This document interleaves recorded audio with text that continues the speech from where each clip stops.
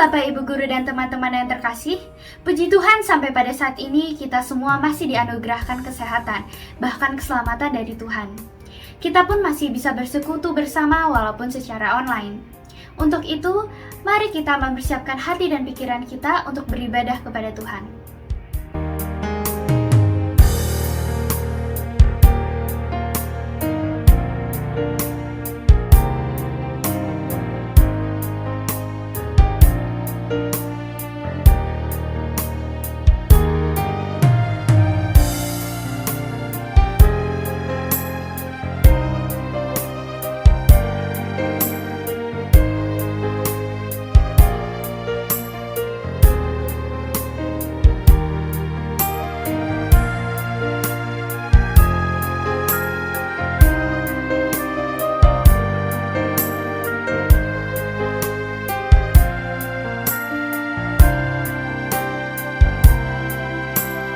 Teman-teman, mari kita bersatu dalam doa.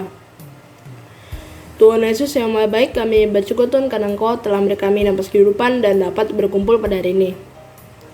Tuhan Yesus, kami mohon ampun Tuhan kesalahan kami, baik saja maupun tidak saja yang kami lakukan. Tuhan Yesus, kami ingin berdoa Tuhan untuk kebaktian ini, berkatilah kebaktian ini agar dapat berjalan lancar. Kami juga ingin berdoa Tuhan untuk internet dan device kami, kiranya internet dan device kami dapat berjalan dengan baik. Tuhan Yesus, kami juga berdoa Tuhan untuk teman-teman kami yang tidak dapat hadir pada kebaktian hari ini. Tuhan Yesus, bimbinglah kami agar kami dapat fokus pada kebaktian ini dari awal sampai akhir. Terima kasih Tuhan yang doa kami, dalam nama Yesus Kristus kami telah berdoa. Haleluya, amin. Di masa-masa sulit seperti saat ini, pastinya kita membutuhkan pegangan hidup yang menjadi sumber kekuatan kita. Satu-satunya sumber kekuatan yang bisa kita baca dan renungkan adalah firman Tuhan. Firman Tuhan merupakan pelita bagi kaki kita yang menyinari setiap langkah kehidupan kita, agar kita tetap melihat jalan mana yang harus kita tempuh yang sesuai dengan arahan dari sumber cahaya, yaitu Tuhan Yesus. Mari kita menyambut firman Tuhan dengan menyanyikan lagu Firman-Mu.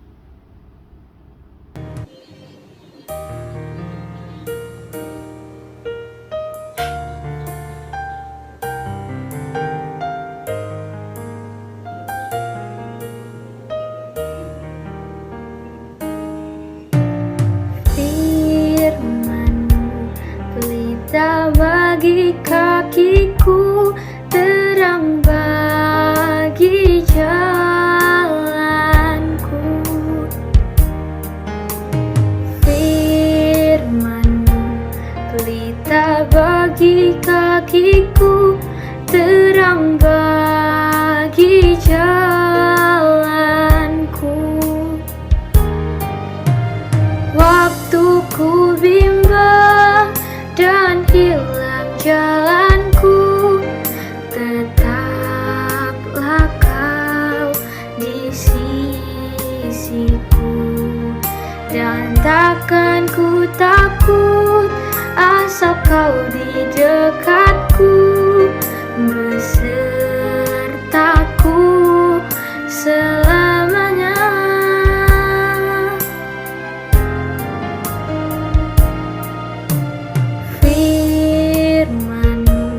Pelita bagi kakiku, terang bagi jalanku. Firman-Mu, pelita bagi kakiku, terang bagi jalanku. Waktu ku bimbang dan hilang jalanku, tetaplah Kau di sisiku, dan takkan ku takut asal Kau di dekatku, besertaku selamanya.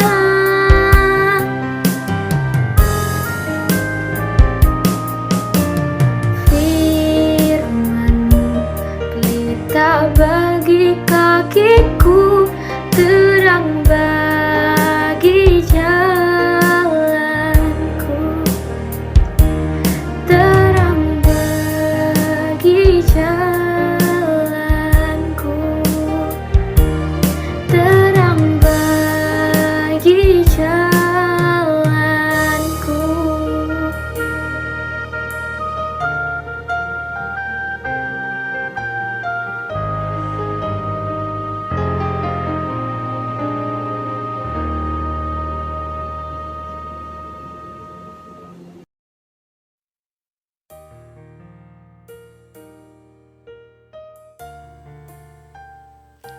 Rekan-rekan, kita akan membaca dan merenungkan firman Tuhan, tetapi kita berdoa untuk memohon pertolongan Roh Kudus terlebih dahulu.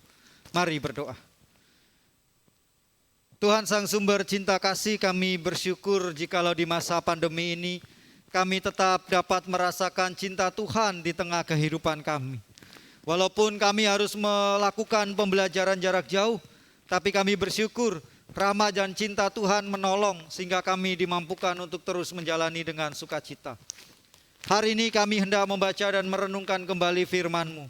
Biarlah kiranya ini meneguhkan kami untuk terus hidup seturut dengan kehendak-Mu di jalan yang masih Tuhan percayakan bagi kami untuk kami susuri.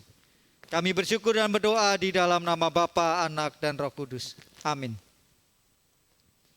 Rekan-rekan, hari ini kita merenungkan satu tema, hadir untuk memberitakan firman.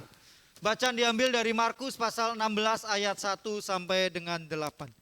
Injil Tuhan Yesus Kristus menurut Markus pasalnya yang ke-16 ayat 1 sampai 8. Ditulis demikian. Setelah lewat hari Sabat, Maria Magdalena dan Maria ibu Yakobus serta Salome membeli rempah-rempah untuk pergi ke kubur dan meminyaki Yesus. Dan pagi-pagi benar pada hari pertama minggu itu, setelah matahari terbit, pergilah mereka ke kubur. Mereka berkata seorang kepada yang lain, siapa yang akan menggulingkan batu itu bagi kita dari pintu kubur? Tetapi ketika mereka melihat dari dekat, tampaklah batu yang memang sangat besar itu sudah terguling. Lalu mereka masuk ke dalam kubur, dan mereka melihat seorang muda yang memakai jubah putih duduk di sebelah kanan. Mereka pun sangat terkejut, tetapi orang muda itu berkata kepada mereka, jangan takut, kamu mencari Yesus orang Nazaret yang disalibkan itu. Ia telah bangkit, ia tidak ada di sini. Lihat, inilah tempat mereka membaringkan dia. Tetapi sekarang pergilah, katakanlah kepada murid-muridnya dan kepada Petrus, ia mendahului kamu ke Galilea. Di sana kamu akan melihat dia seperti yang sudah dikatakannya kepada kamu. Lalu mereka keluar dan lari meninggalkan kubur itu, sebab gentar dan dahsyat menimpa mereka. Mereka tidak mengatakan apa-apa kepada siapapun juga karena takut. Dengan singkat, mereka sampaikan semua pesan itu kepada Petrus dan teman-temannya. Sesudah itu, Yesus sendiri dengan perantaran murid-muridnya memberitakan dari timur ke barat berita yang kudus dan yang tak terbinasakan tentang keselamatan yang kekal itu. Sampai di sini firman Tuhan bagi kita, terpujilah nama Tuhan. Rekan-rekan sekalian, di Kalimantan ada sebuah tempat pemakaman yang memiliki sebuah pintu gerbang. Tempat pemakaman dengan sebuah pintu gerbang yang bertuliskan Memento Mori. Memento Mori. Ingatlah akan kematianmu. Jadi umat Kristen di Kalimantan Tengah ini memiliki tradisi untuk mengunjungi makam pada Minggu Paskah di waktu subuh untuk berziarah. Lalu setelah mereka berziarah di makam, mereka akan melanjutkan dengan ibadah di sekitar makam. Teman-teman, datang ke makam pada waktu subuh rupanya juga dilakukan oleh murid-murid Yesus dalam teks kita hari ini, yakni oleh Maria Magdalena dan Maria yang lain. Tujuan para perempuan itu subuh-subuh, pagi-pagi datang ke kubur Yesus adalah untuk membawa rempah-rempah dan minyak mur. Mereka datang secara khusus untuk mengurapi jenazah Yesus sebagai ungkapan kasih dan penghormatan mereka yang terakhir. Sebab ketika pemakaman Yesus beberapa hari yang lalu mereka tidak sempat untuk mengoles jenazah itu dengan rempah-rempah dan minyak. Karena waktu itu mendekati senja, bertepatan dengan persiapan untuk menyambut Sabat. Tradisi Yahudi melarang orang-orang untuk menyentuh jenazah. Dan saat-saat hari Sabat menjelang mereka diminta untuk segera berlalu, meninggalkan segala aktivitasnya. Itu sebabnya Pada minggu subuh, para perempuan tersebut datang ke kubur Yesus. Para perempuan yang datang ke kubur Yesus itu telah kehilangan pengharapan. Sosok pahlawan, sosok guru yang selama ini mereka teladani, yang menginspirasi mereka, yang membuat mereka bersuka cita menjalani kehidupan. Tiba-tiba ada di hadapan mereka mati dengan satu cara yang sangat tragis. Maka harapan mereka sebagai para murid runtuh. Tetapi harapan yang runtuh itu hari ini dipulihkan oleh Allah. Karena Allah mengutus malaikatnya untuk memberi kabar tentang kebangkitan Kristus. Jangan kamu takut, sebab aku tahu kamu mencari Yesus yang disalibkan itu. Ia tidak ada di sini, ia telah bangkit sama seperti yang telah dikatakannya. Dan lihat tempat ia berbaring. Rekan-rekan, awalnya perempuan itu hanya berharap merempah-rempahi jenazah Yesus. Tapi harapan itu kemudian menjadi sebuah harapan yang baru. Harapan yang penuh sukacita. Karena jenazah Yesus yang ingin mereka rempah-rempahi tidak ada. Bangkit. Dengan gagasan yang sama dalam teks kita, Injil Lukas juga menuliskan perkataan malaikat dengan versi yang agak berbeda.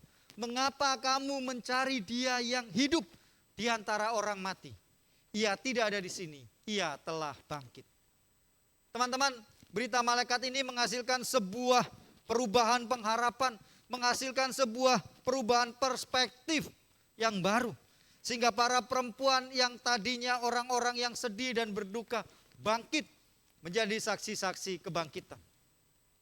Itu sebabnya dalam kisah ini gerak langkah para perempuan yang mungkin awalnya pelan tertatih-tatih, melangkah dengan perasaan sedih, gontai, tertekan, menjadi sebuah langkah yang berubah, berlari cepat-cepat memberitahukan kepada murid yang lain. Peristiwa Paskah memiliki makna sebagai sebuah peristiwa perubahan pengalaman iman yang mengubah sebuah kesedihan menjadi sukacita, yang mampu mengubah kehidupan yang penuh dengan rasa takut dan putus asa menjadi sebuah kehidupan yang berpengharapan. Dalam peristiwa kebangkitan, Yesus datang menghibur dan mengasihi para murid, mengusir rasa takut mereka. Mengusir rasa takut yang menggelayuti hati para murid, menggantinya dengan damai sejahtera. Yesus menyembuhkan semua perasaan sedih, kecewa yang sempat dialami para murid. Dan yang menarik, Yesus kemudian menyuruh para murid pergi ke Galilea. Pertanyaannya teman-teman, mengapa harus ke Galilea? Kenapa tidak ke tempat yang lain? Pada zaman itu, semua orang Israel umumnya paham bahwa Galilea ini daerah yang dianggap kumuh, daerah terbelakang, kampung dengan tipe orang yang dianggap kurang berpendidikan. Lemah secara ekonomi dan lemah juga dalam hal adat kesopanan. Tetapi menarik pada awal pelayanan, Yesus memulai karya layan dengan memilih para murid dari Galilea. Dan ketika ia bangkit, ia juga berada kembali di Galilea. Ini artinya Yesus yang pernah hidup, wafat dan bangkit dari antara orang mati, pada hakikatnya menjadi penyelamat bagi setiap orang, termasuk orang yang lemah dan terbuang. Yesus yang bangkit adalah Kristus yang sungguh peduli dan mengasihi setiap orang yang tidak berdaya, yang papa dan kehilangan pengharapan. Kita lihat kehidupan kita teman-teman. Mungkin kehidupan kita terkadang seperti para perempuan yang mengunjungi kubur Yesus. Pada satu momen kita merasa hidup dalam kekelaman yang pekat. Dunia terasa runtuh dan tidak punya pengharapan. Mungkin masa itu tiba ketika kita menjalani UTS. Ketika kita menjalani pembelajaran jarak jauh yang kemudian tidak maksimal bagi kita. Ketika guru memberikan pembelajaran dan kita tidak bisa menangkap dengan penuh. Atau ketika keluarga kita, lingkungan tempat kita belajar sangat-sangat tidak mendukung untuk proses pembelajaran jarak jauh. Kita merasa dunia kita runtuh. Ketika kita melihat keluarga kita tidak seperti apa yang diharapkan. Ketika orang tua kita, keluarga kita tidak seperti keluarga teman-teman yang lain. Kita merasa hidup kita runtuh dalam kekelaman pekat tanpa pengharapan. Kita merasa kita tidak punya kekuatan sedikit pun melanjutkan kehidupan kita di masa mendatang. Saat kita melihat taraf ekonomi kita, kemudian karena pandemi COVID membuat usaha orang tua kita hancur, lalu kita berpikir, Tuhan, apakah mungkin saya masih bisa melanjutkan ke sekolah yang lebih tinggi, bahkan kuliah?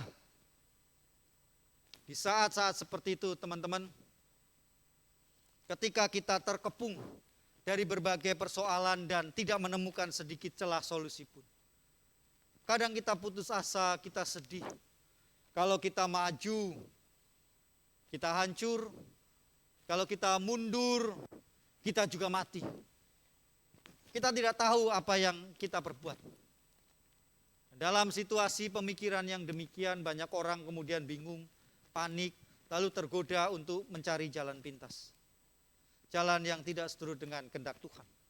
Bukankah ketika kita sebagai pelajar sedang ada dalam ujian, lalu pikiran kita buntu akan soal yang kita kerjakan, maka jalan pintas yang ditawarkan adalah mencontek. Dan banyak orang kemudian memilih untuk melakukan itu. Tapi hari ini teman-teman, mari, manakala kita mau percaya dan menyerahkan segala kekhawatiran, kesedihan dan putus asa, ketidakberdayaan kita, pada saat itu Tuhan akan bertindak menolong kita. Sesungguhnya Paskah adalah berita tentang kebangkitan Kristus. Maka kisah tentang kabar gembira dan sukacita itu terus diberitakan walaupun Paskah sudah berlalu. Tetapi sukacita itu terus dibagikan kepada teman-teman, kepada saya, kepada kita orang-orang yang tidak berdaya. Karena Kristus yang bangkit itu adalah Kristus yang hadir menolong setiap orang yang berseru padanya. Kehadiran Kristus menghadirkan damai sejahtera. Dan peristiwa Paskah adalah peristiwa soal bangkitnya semangat para murid untuk bersaksi. Selama Yesus hidup, para murid berkarya bersama. Saat Yesus wafat, para murid tidak lagi menggemakan kesaksian. Tetapi perjumpaan dengan Kristus yang bangkit membuat para murid kembali bersemangat untuk bersaksi. Bagaimana dengan kita, teman-teman? Kiranya momen-momen ini menjadi sebuah momen bagi kita mengerjakan karya bersama dengan Tuhan dalam kehidupan kita. Ada banyak orang yang kemudian berhenti bersaksi, mengisahkan firman, memberitakan firman, berhenti berkarya bagi Tuhan dan sesama. Karena terbentur dana, terbentur waktu, terbentur daya dan sebagainya. Maka hari ini mari jadikan momentum untuk memulihkan semangat dalam melayani masyarakat. Apa yang bisa kita lakukan? Kita kan masih kecil, pelajar, SMP dan sebagainya. Teman-teman sekalian, pemberitaan Injil yang kita lakukan tidak melulu harus teman-teman bersaksi di pinggir jalan menceritakan soal Yesus, tidak. Tapi saksikan itu dengan apa yang ada di dalam kehidupan kita. Teman-teman punya media sosial, tunjukkan lewat postingan media sosial teman-teman. Soal memberitakan kebaikan Tuhan, bagaimana Tuhan berkarya dalam hidup teman-teman di tengah pandemi COVID. Jangan hanya kita menggunakan media sosial kita untuk memposting status-status galau kita. Ya sesekali bolehlah teman-teman posting itu. Tetapi mari hiasi juga media sosial kita dengan pengharapan. Bagaimana kita bersyukur atas kehadiran Tuhan. Itu adalah cara memberitakan firman. Di tengah pembelajaran jarak jauh, memberitakan firman juga dapat dilakukan ketika teman-teman menghormati guru-guru, menghormati rekan-rekan lain yang mungkin sedang berbicara, sedang menyampaikan materi. Memberitakan Injil, memberitakan firman juga bisa teman-teman lakukan. Ketika di masa PJJ ini ada teman-teman yang mungkin mengalami kesulitan menangkap pelajaran dan sebagainya. Kita membantu mereka untuk lebih memahami. Itu memberitakan firman. Di rumah. Ketika teman-teman sekolah di satu pendidikan, sekolah pendidikan Kristen, maka wujudkan nilai-nilai Kristus itu di rumah. Jangan hanya nilai-nilai Kristus itu muncul ketika di sekolah, ketika di hadapan guru agama, di hadapan guru BP, tetapi kemudian hilang ketika teman-teman meninggalkan pagar sekolah. Jangan. Mari kita memberitakan firman dengan segala ragam kehidupan kita. Tutur kata dan perbuatan kita. Apapun yang kita kerjakan, mencerminkan firman Tuhan. Kiranya Kristus menolong kita. Amin. Rekan-rekan, kita menaikkan doa syafaat. Kita berdoa untuk beberapa pokok doa ini. Mari berdoa. Tuhan Sang Sumber Cinta Kasih, kami bersyukur atas rahmat dan cinta Tuhan, sehingga di tengah pandemi COVID-19 ini, kami tetap dimampukan untuk menjalani proses pembelajaran jarak jauh, baik kami sebagai para siswa maupun para guru. Kami bersyukur atas pertolongan dan cinta-Mu. Maka saat ini Tuhan, kami berdoa bagi kesehatan kami. Kiranya Tuhan menolong dan memelihara kesehatan kami, sehingga kami mampu senantiasa sehat dan kuat menjalani satu situasi yang tidak mudah ini. Bahkan kami terus berdoa bagi orang tua kami, mereka yang berjerih lelah mencukupi kebutuhan kami. Di tengah pandemi COVID ini mungkin usaha kami, usaha orang tua kami tidak begitu lancar. Berikan mereka semangat, berikan mereka sukacita dan juga jalan keluar yang daripada-Mu. Kami berdoa bagi kesehatan kami, kesehatan orang tua, para guru, karyawan. Tuhan menolong memelihara mereka, sehingga mereka yang mungkin belum mendapatkan giliran vaksinasi tetap terjaga kondisi kesehatannya. Dan pada saatnya mereka juga boleh mendapatkan vaksinasi COVID-19. Hari ini kami berdoa Tuhan, bagi proses pembelajaran jarak jauh yang harus masih kami tempuh. Tuhan menolong dan memberkati jaringan internet yang kami gunakan. Tuhan berikan kami juga kesetiaan, ketekunan, berkati dan hadirkan situasi yang mendukung ketika kami belajar, baik kami sebagai siswa maupun kami sebagai guru yang menyampaikan materi. Berikan hikmat-Mu Tuhan sehingga kami boleh menekuni pembelajaran jarak jauh ini, mengerjakan tugas dengan penuh integritas, tidak mencontek, tidak menggunakan hal-hal yang buruk. Kami berdoa Tuhan untuk penerimaan siswa baru di SMPK Penabur Harapan Indah. Tuhan menolong dan memberkati sehingga lewat proses-proses yang dilakukan, lewat open house atau beragam cara yang lain, banyak orang tua yang mempercayakan anak-anaknya untuk dididik, belajar bersama dengan kami di sekolah ini. Kami berdoa Tuhan bagi sinergi guru, orang tua dan yayasan, bahkan gereja. Tuhan menolong dan memberkati sehingga sinergi yang baik boleh tercipta, sehingga kami mampu bergerak, berdampak bersama, secara khusus di tengah pandemi COVID. Berkati juga Tuhan apa yang menjadi harapan, doa dan cita-cita kami, yang senantiasa kami gumulkan, kami harapkan, kami doakan kepada Tuhan. Tuhan mau dengarkan, Tuhan mau kabulkan seluruh dengan kehendak dan waktu Tuhan. Dan di atas semuanya itu berikan kami kekuatan Tuhan untuk menghadapi hal-hal baru yang Tuhan izinkan terjadi di dalam bagian kehidupan kami.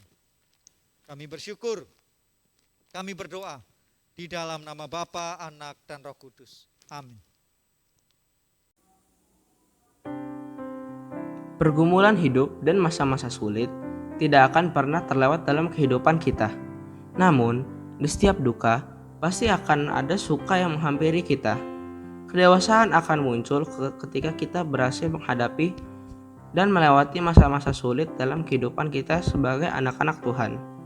Mari kita menyatakan kasih Tuhan melalui perilaku kita setiap hari. Mari kita menyatakan kepada banyak orang bahwa Tuhan Yesus adalah sahabat sejati yang selalu menyayangi kita dan memberikan kekuatan pada anak-anaknya. Mari kita memuji Tuhan, Yesus sayang padaku.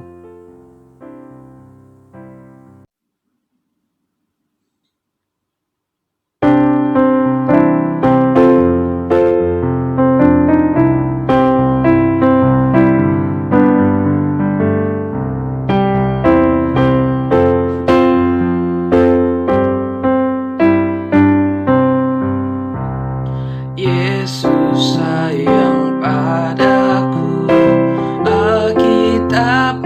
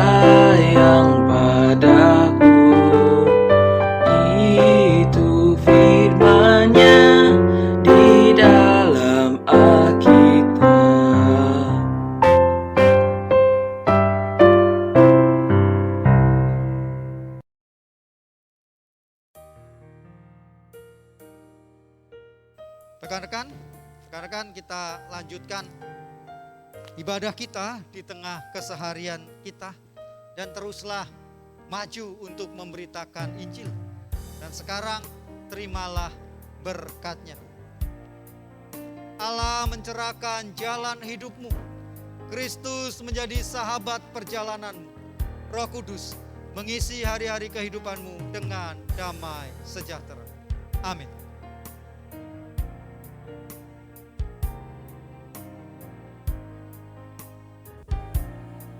Ibadah kita hari ini sudah selesai. Tetaplah bersemangat, selalu jaga kesehatan dan bersukacita. Selamat beraktivitas. Tuhan Yesus memberkati.